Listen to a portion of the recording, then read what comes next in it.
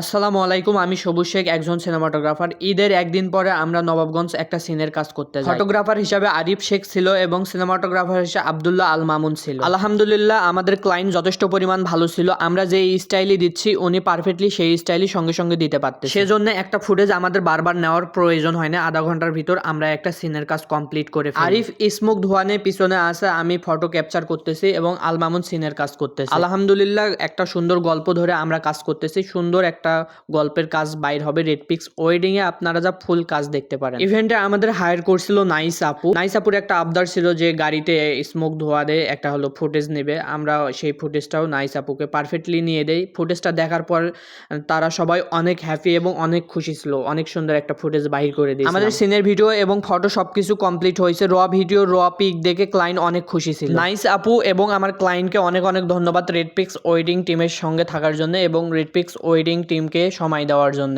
আজকে এই পর্যন্তই। আল্লাহ হাফেজ।